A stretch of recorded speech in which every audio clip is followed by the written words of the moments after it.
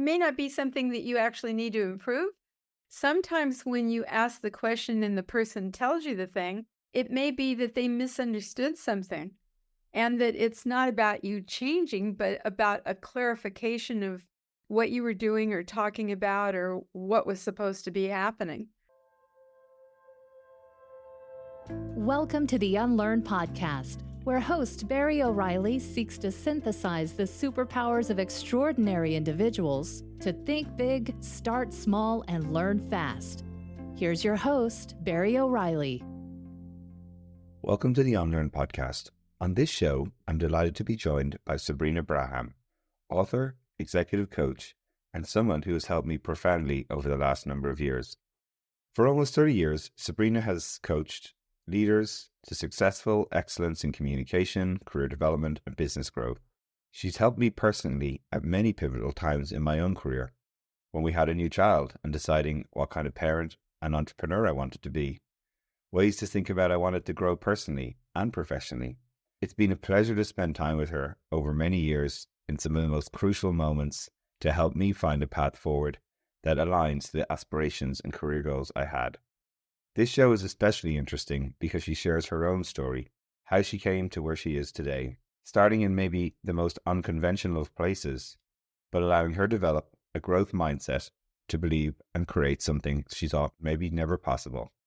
You're going to love this show. You should really look at, if you're looking for coaching, to get in touch with Sabrina.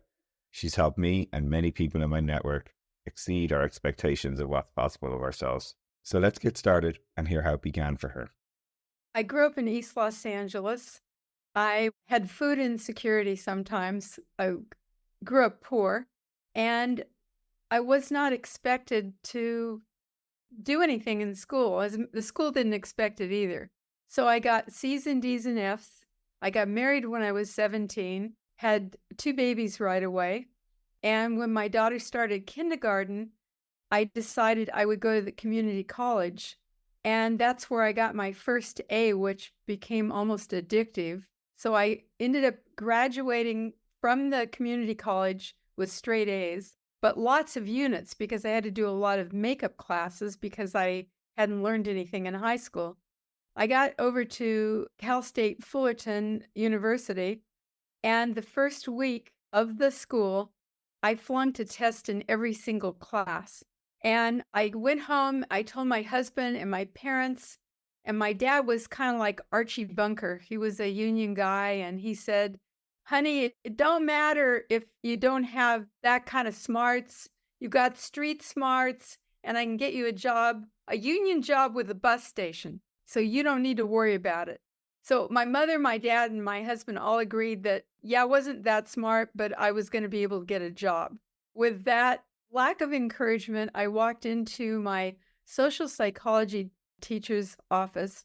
His name was Don Schweitzer. And I said, I'm here to check out of your class. And he turned around and he said, I don't remember ever seeing you before. What class are you in? I said, well, I'm in your 10 o'clock class. He said, you haven't ever asked a question in the class. Why is that? I said, I'm not smart enough to ask a question. And I'm checking out because I'm not smart enough to get educated.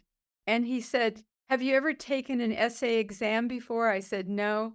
He asked me a couple of other questions. He goes, you're not checking out. You're going to be in my class tomorrow. And every time you're in my class, you're going to raise your hand and ask a question because there's no stupid questions. And you're going to be in my office twice a week. And I'm going to show you what to do to graduate. He ended up being my advisor and forced me to take all the hardest classes, all the hardest psychology classes. In other words, I wouldn't graduate unless I did it. He totally believed in me, and I graduated with my bachelor's degree. I had a 3.8, and in my master's degree, I ended up having a 3.9. But it was a big turning point for me because he was the first human I had ever encountered that believed in me, and it almost gets me choked up right now. Nobody believed I could do anything, and I went along with what they were saying. And here was a really smart man that was head of the department who thought I was smart and would not buy any of the beliefs I had about not being smart. And that was a turning point for me. Wow, what an amazing story. It's just so inspiring to hear these sorts of examples. And many parts of that story are inspiring, both where you began, the conditioning almost that sort of was baked in around you about these limiting beliefs, and yet your persistence to sort of put yourself in uncomfortable spaces. But it also exemplifies in many ways this notion that as motivated as people are, everyone needs help and encouragement and support around them. And finding people who can see things in you that sometimes you can't see yourself, or that you've so much weighing on you that you don't and can't sort of believe in yourself. It's inspiring, and it's such a fantastic story for you to share, because when I think of people who play the role of you described of this, this lecturer, this teacher, that's exactly what I think of you when you're working with people, which is, again, it's fascinating, to hear you share that story in the way you've helped me. You've helped a lot of people I know in my network through coaching, or giving them advice, encouragement, or helping them find breakthroughs to get to higher performance. So it's also nice to see how you've landed in a, if you will, a career that is essentially gifting that back to people in your own way. So tell us a little bit then about how you sort of started to learn that about yourself, right? Like, obviously there's a lot of things you've unlearned in your life. You're fantastic at doing that. You're constantly someone I see who's like reading things, trying things, experimenting, doing stuff. But talk a little bit then after those moments where you sort of went out into the world, if you will, after all your academic time, and then started to figure out how to help to what you're doing today, with coaching, like literally like executives, advisors, innovators all over the world. So share a little bit about what you had to sort of learn and unlearn along the way there. Yeah, well, at first I became a psychotherapist, and I started getting presidents of companies as clients, and they began asking me organizational questions, and I gave them answers they liked. So I started doing coaching and organizational work. And then I had a friend who got a huge project at Stanford University, and I went to work for her as a coach and a consultant, and worked at Stanford University we worked there 7 years. And I was always amazed that these heads of the departments who were postdoctorates, I with a master's degree was giving them suggestions or advice, and they were taking it. So that was really interesting. I totally believe that anybody can learn to feel good about themselves, and that there are some very easy things that you can do to start to do that. So I would say for me to begin with, it wasn't easy. I did therapy, and I remember asking the therapist, "Am I ever going to feel okay?" And the woman said, "Yes." And I said, "Well, when's that going to happen?" And she said, "Well, you'll know." What I can tell you now is she didn't know when I was going to feel okay, and she didn't really know how to do that. So one of my drivers in life is to help people feel better, and to reach their potential, and to do things, and to not be stuck in those old beliefs. I think therapy is interesting, and you don't have to spend a lot of time in therapy to feel really good about yourself. You can actually start changing that right away. Yeah, so like I've sort of experienced this in many ways firsthand, right? From working with you. Some simple examples for me were when we were having our second kid, and it was just coming in, like it was just about to happen. And I was also starting Nobody Studios at the time, so I was in this conflict of family life, wanting to keep building this business.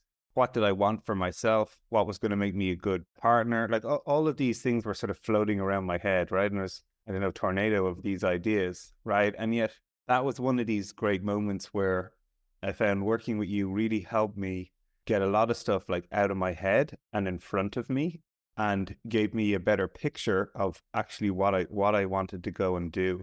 So for me at that time, it was a very important part for me to sort of calibrate and set myself on the path that I wanted to go, which was fantastic. Now, many people, I get this a lot all the time, when they hear words like therapy, when they hear words like improvement or performance improvement, they naturally think of coaching as this sort of problem, or therapy as this, you've got a problem. And people struggle then to say, oh, that's not me. I don't need to go to therapy. I don't need to coach. There's a lot of these sort of fixed mindsets, things that are limiting beliefs again, I believe, for people who are sort of in those spaces. So can you share a little bit about, for business leaders maybe who are struggling with this concept? Because I can tell my stories all day, but you sort of are someone who's like, again, guiding people in this way. So can you share a little bit about, what is important about navigating this and starting to sort of give yourself a chance to actually get better? Yeah, well, the first thing is 97% of all CEOs in the United States have coaches. So all your top people have coaches. Think of the coaches the same as you would for a sports team. There's a great bunch of YouTube, I think it's on Netflix actually. It's called The Playlist, and it's 4 different athletic coaches and how they coach their teams. And really, a good coach is the same as a sports coach.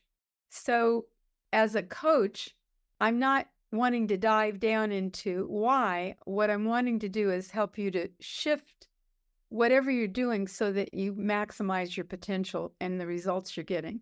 So it's not about what went wrong and why is that happening. It's, hey, how do we shift it right now? And one of the biggest things that helps us to shift is to develop a growth mindset. And, when we think about learning and unlearning, the thing that we need to unlearn is the fixed mindset, the belief that things are set a certain way. If we fail, that's it. We can't improve.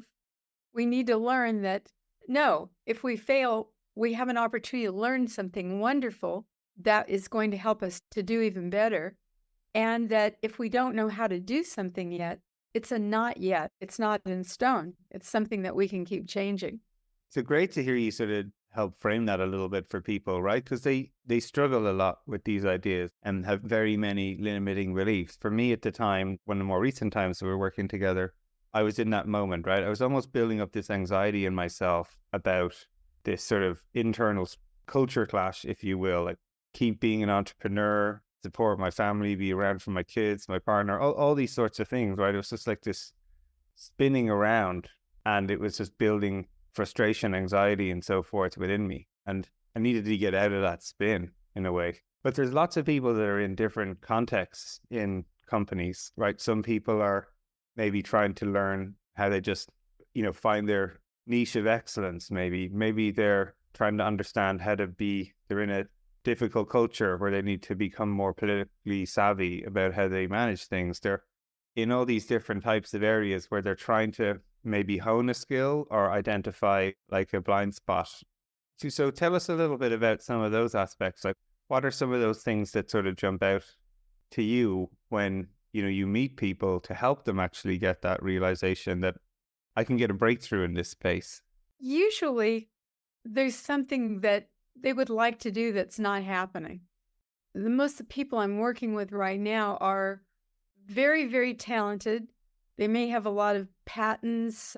They've doctor's degrees or multiple degrees, and something isn't working the way they want it to.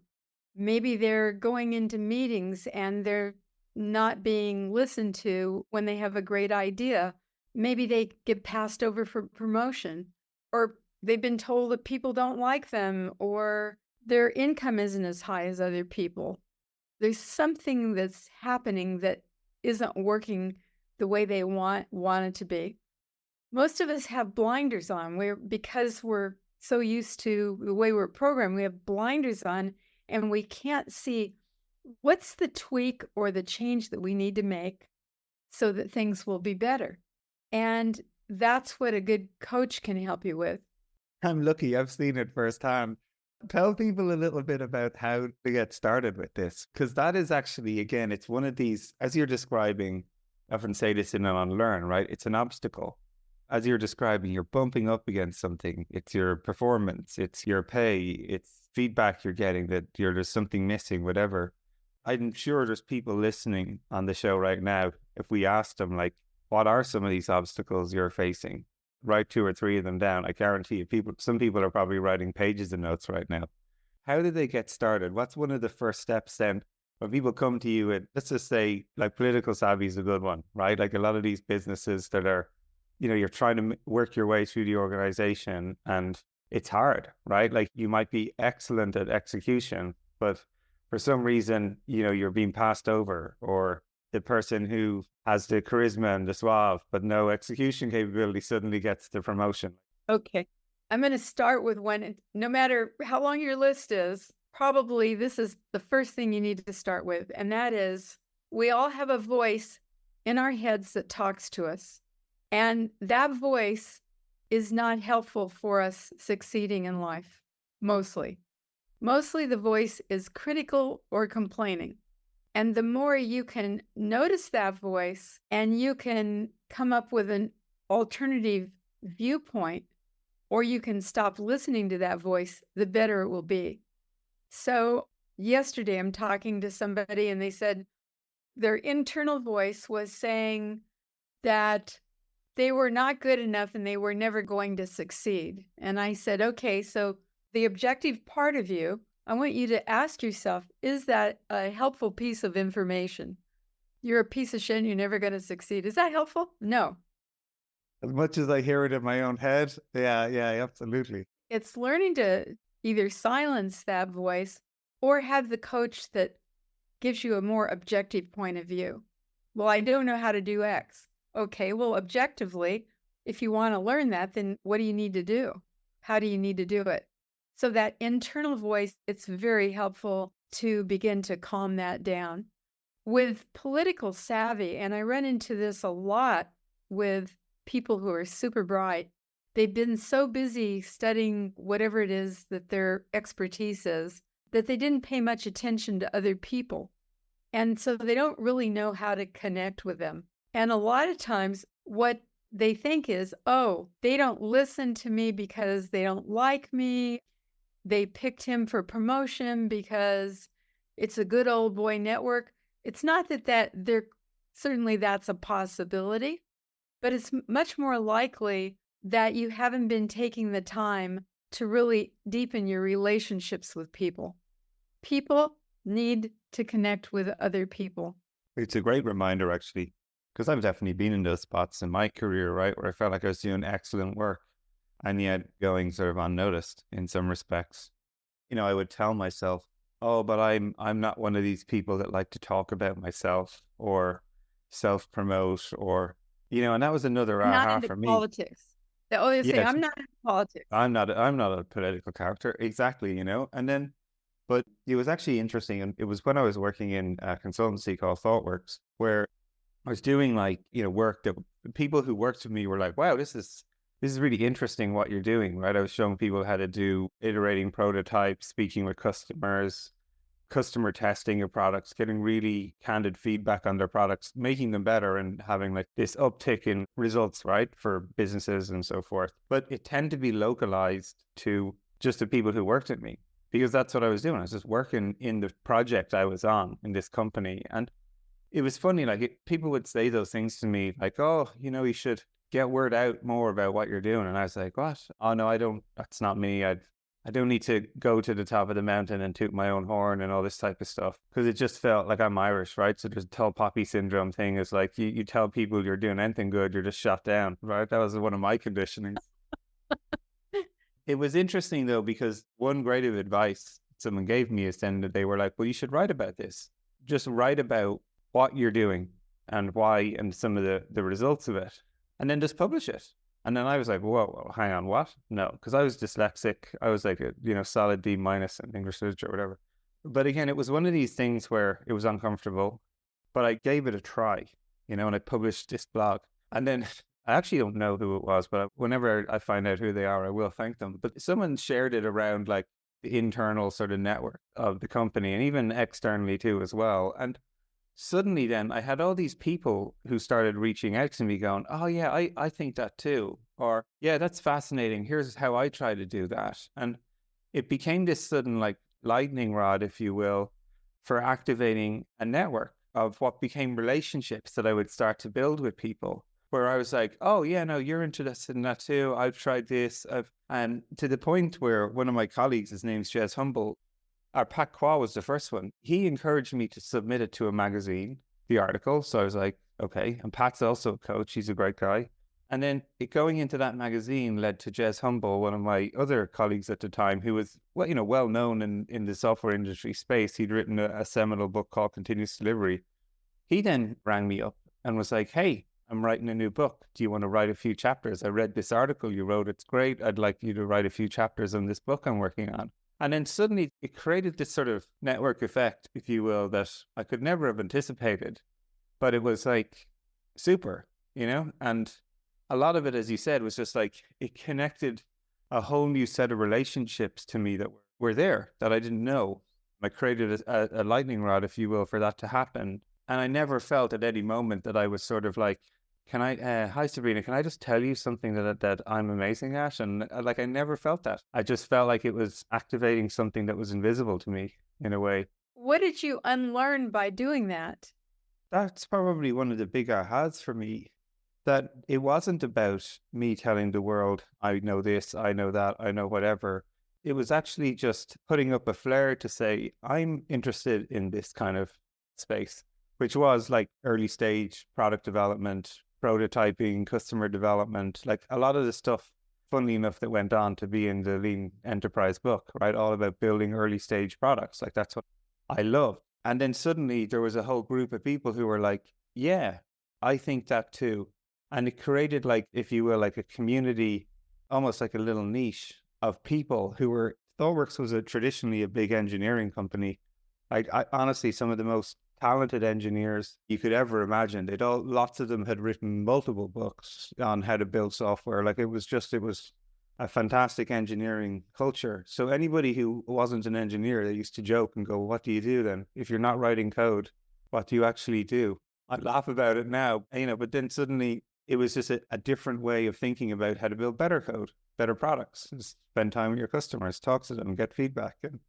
And I started showing engineers how to do like prototyping and interview customers before they built software, which sounds crazy now, but at the time, engineers just wrote code. You told them what you needed and they went off and they designed it and built it and brought it back to you, so it was fascinating.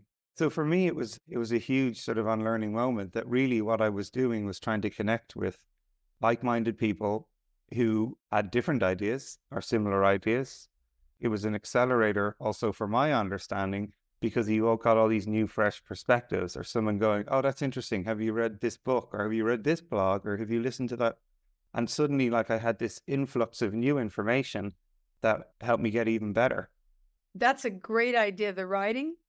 Also, you can do that same thing by just finding out more about people. You're looking for like-minded people. There's a story about dolphins, in the ocean. If you're shipwrecked and you're holding on to a board and a shark comes, probably the shark's going to get you, unless you're surrounded by a circle of dolphins, and then the shark won't come close at all. So what we're looking for in our companies are dolphins, are people that are like-minded, that are going to have our backs. We're going to have their backs. We're looking for those kinds of people. So the first way to do that is to be intensely curious about somebody else. We talk about active listening to people, but listening with the intent of finding out, what are they interested in? What's important to them? What are they excited about?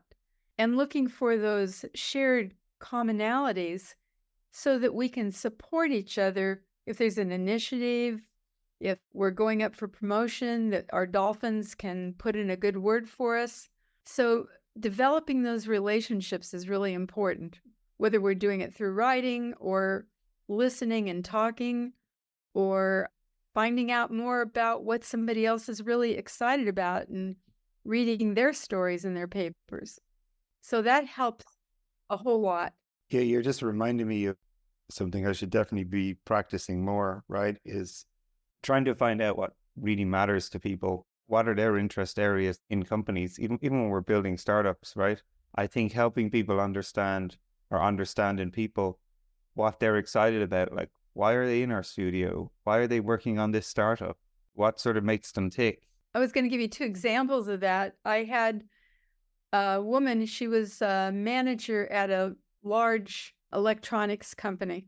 as I talked to her, what she told me was her family owned all the garbage trucks in a whole state. I'm not going to say what state because then you would know maybe who this woman is. But by the time she was 12, she was managing all the trucks that were going out, taking care of everything that had to do with the drivers in the trucks at 12 years old. Well, that was not on her resume, but that was a really big thing that she did. Another woman, she was on the board of education for one of the largest counties in California and had been on it for 15 years. And that she was great. She'd been president of the board of education. She'd done all these things. And again, that wasn't on her resume, but it was experience she had that made her a really great leader. She really knew how to connect with people, how to listen to them, how to help people that weren't agreeing on things work together, so that finding out about people, you're going to find a piece of information that maybe they have never even shared with anybody else that can make the difference in your connection with them and even how you might utilize them on some project you're working on. Yeah, it's so true. All I keep thinking about is any one of the hardest projects or assignments I've ever had to do in a company. The thing that made it, let's just say, the probability of success higher was the fact I had relationships with people in the company who would maybe go the little extra mile for me or help me in a different way or be more candid with me about what was really going on rather than sort of a blasé bit of feedback. And that all stems from having a relationship with them at some level. That's a great insight. I can remember, I'm going to call him Brian. He was a manager and he felt like things weren't going well with his people. I think there were about 50 people, which is a lot, but he had 50 people. And he said, "What should I do?" And I said, "Can you schedule one-on-one meetings with them and ask them how you're doing and what they think would help you to do better?" And I really like the 1 to 10 scale, as you know. So I like some way that you can measure, okay, I'm doing a 5 or a 6 or whatever it is. One of his people told me this. They said, when Brian first asked, "How am I doing and what can I do to improve?" I thought it was total BS. What manager ever asks you how they're doing? But he came back every month and said, "How am I doing now?" And we got that he meant it. And we started paying attention to what he was doing, noticing that he was improving, he was doing things that worked better. And we just fell in love with the guy because he was so committed to having a good relationship with us. Yeah, no, it's such a great tactic. And obviously from working with you, it's one I definitely aim to deploy, right? It's funny, even yesterday, I set up this recurring reminder meeting, whatever, in my diary of every 6 weeks. I have a list of everybody that I think I should be getting feedback from. And it's really just a prompt for me to reach out to maybe a couple of them or at the time and sort of say, look, that's one thing that I've been doing that has really helped and what's something that I could improve. And like just build this habit into the system of getting better, and again, a lot of that comes from. It may not be something that you actually need to improve. Sometimes when you ask the question and the person tells you the thing, it may be that they misunderstood something and that it's not about you changing, but about a clarification of what you were doing or talking about or what was supposed to be happening. Yeah, I know I always learn something. That's for sure. There's another part I really want to ask you about because I know it's a big focus area for you at the moment and something I'm particularly curious about too. So there's the one-on-one personal development, which is great, but you're now finding ways to sort of scale both your impact and then scale people who, work with you or in your community's impact through masterminds. And I still remember like one of the first times we met, I probably was getting towards the end of finishing Unlearn. I can't remember. I was like working on the manuscript for sure. And I was sort of talking about like different ways of what the idea was about and how we were trying to get better at it. And, you'd sort of mentioned to me about you gave me loads of books and tips and ideas of things that you were like, oh yeah, that sounds like one of them was Anderson, his focus on deliberate practice. And you also mentioned that he was in a mastermind with a friend of yours. And I was like, oh, that's interesting. And now I'm certainly trying to explore the more of a mastermind option for me, as well as maybe facilitating that for others.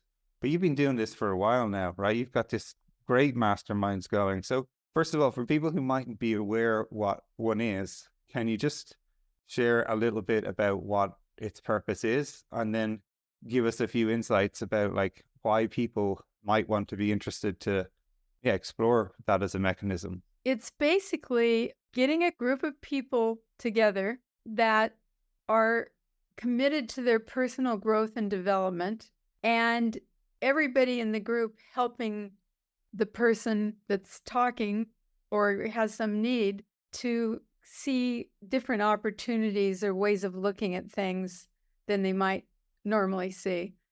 And also to just support them if they lose their job or something unpleasant happens, that you have this group that's supportive. It's very, very powerful. I can think of several things that have happened recently. I had one of the people in Mastermind group shared that he had lost his company $23 million and kept his job, if you can believe it, because he was really talented. But he shared what he had learned from that experience. Another guy in the Mastermind group who has his own company, he's a founder of kind of a smaller company. He just developed a new product, and based on what this guy in the Mastermind had said about how he lost the money, instead of ordering 100 prototypes of this new device he was developing, he ordered 10 based on the story of what he'd heard. And the prototypes ended up being flawed, and it cost him probably a few $1,000s. But if he would have ordered the 100 he was going to, he would have lost tens of thousands of dollars. Another person, their business was, somebody was offering to buy it, and the Mastermind group started asking questions. Masterminds don't decide things for people. They just ask really good questions or share their experiences, what's happened to them. And it just cuts years off your learning curve. And it's like having your own board of directors. Another person in the group, the quality of their product had gone down, and he was having difficulty getting the employees interested in improving the quality. In this particular mastermind, all of these people are top leaders. They're directors, vice presidents, presidents of companies, and they just started asking questions or making suggestions. And the guy, it just changed his whole trajectory of what he was doing. He was angry at these people that didn't want to do this. And he ended up finding a way to enroll them and get them to work on their quality in a way that worked for them and worked for him too. The masterminds are very, very powerful. I highly recommend people get into them.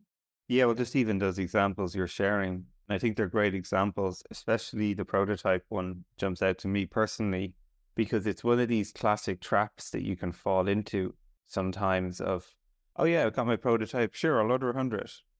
And then this reminder of this sort of whatever, starting smaller or whatever it might be, and learning what works and what doesn't before you scale up. Like, I have fallen into that trap so many times, even though it's advice I hand out to people all the time.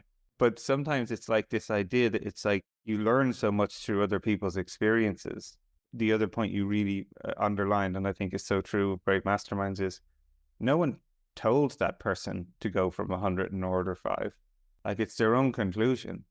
That's sort of just like with coaching. You never told me what to do with my life, but it helped me draw my own conclusions through the way you tease it out of people, right? And that is sort of, again, a hallmark for me of what is really important about this. Whether you're coaching, whether you're in a group scenario in a mastermind, it's not people telling you what you should do. It's actually sharing experiences, lessons learned, problems that you're facing that don't have to be resolved. Like, it's not like the group has to fix your problem. Sometimes it's talking it out. Like, I'm sure that person who lost 23 million is probably the one place that they felt like they could go to share what happened and how it helps other people in the group. Like, they're fascinating. You orchestrate these, right? How have you started to get that going? And if someone's interested to join one, like what are some of the tips you would recommend that they start to think about or do? So first off, I have groups available for leaders. So if you want to contact me at sabrinabraham.com or Women's Leadership Success, and that's for men too, or through LinkedIn, Sabrina Braham at LinkedIn, I'd be glad to talk to you about getting into one of my groups. But you were saying if you want to start your own group. Well, a little bit of both. Let's start with like joining one, and then two, you were going to start one. Let's. Okay, well, if you're going to pick a coach, it should be somebody that you have good rapport with, that you feel safe with, and you feel like the questions they ask and where you go lead you to making better decisions, feeling better about what you're doing. If you don't feel that way, then get somebody else. That's the first thing. And it's true for a coaching group too. I mean, first off, it takes a few weeks to get comfortable, but you should feel like people in the group have a growth mindset, that they have good attitudes, this is my feeling, that they have high integrity and they care about other people, and then give it a try and see how it works out. I mean, anybody could start one. So let's say you wanted to start one, Barry, or somebody else wants to start one.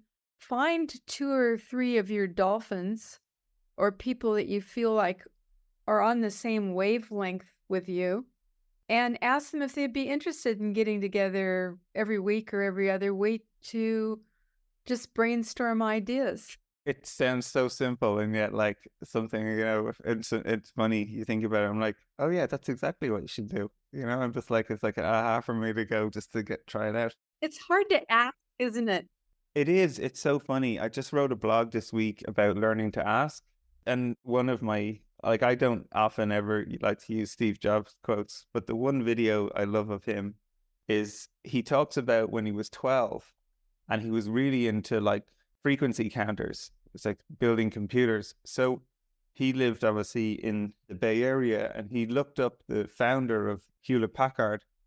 His phone number was still in the phone book at the time. And he rang up his house and he's like, hi, I'm Steve Jobs. I'm 12 years old. I'm looking for some frequency counters. Can you sort of get some from you? And this is the founder of HP, laughs and is like, sends him over some frequency counters. And he gave him a job in Hewlett Packard for the summer, like working on installing frequency counters in these computers, and it's just one of these simple lessons is like, if you don't ask, you'll never know. And sometimes, like, again, a lot of the people who you make progress is by being able to ask things that are uncomfortable, that are strange. And, that's certainly one of the lessons, I've constantly had to learn, whether it's everything from raising capital to building companies to getting people to work on problems to learning how to ask is sort of one of these core skills, especially in entrepreneurship. Yeah, and I don't know about you, but growing up, I was supposed to be quiet and not say anything and not ask for anything. So that definitely makes it harder. And one of the things that's helped me is to realize it's okay if you say no. So I can ask you, would you like to get together for dinner? Would you like to do a mastermind group? If you say no, that's okay. I can ask somebody else. I think you have to be okay with no. Yeah, some people, it's not personal. They may have a lot on their plate. Who knows what's going on? But it's okay to ask. Yeah. So looking forward, Sabrina, what are some of the other things you're most excited about, both in what you're working on now and maybe even how you see the sort of realm of coaching sort of evolving? What I'm excited about is there's so many new things that we can, hacks and ways we can help people get through their limiting beliefs quickly. I'm really excited about that.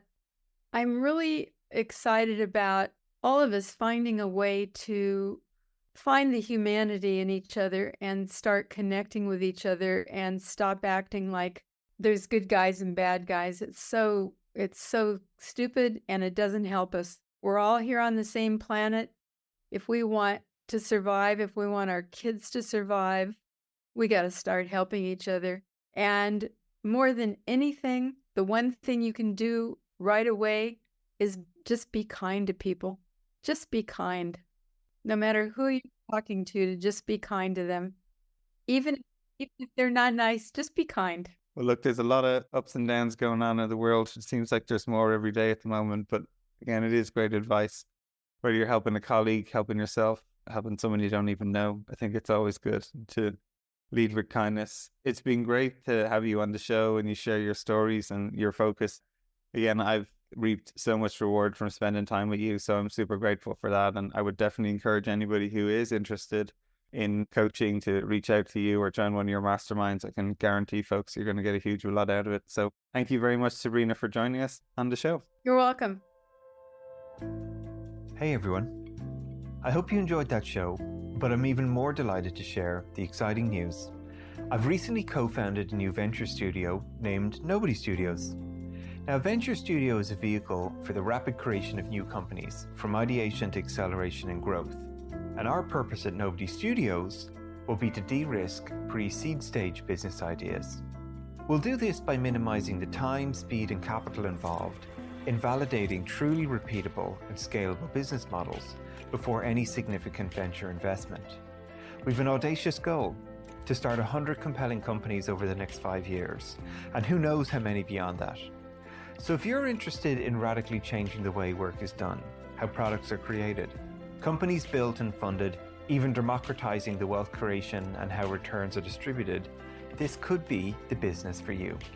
We're looking for talent, capital, and influence. If you wish to contribute any or all of these, just get in touch. You can follow us on nobodystudios.com, on our LinkedIn page, all the social media accounts, or simply my newsletters and what I'm sharing.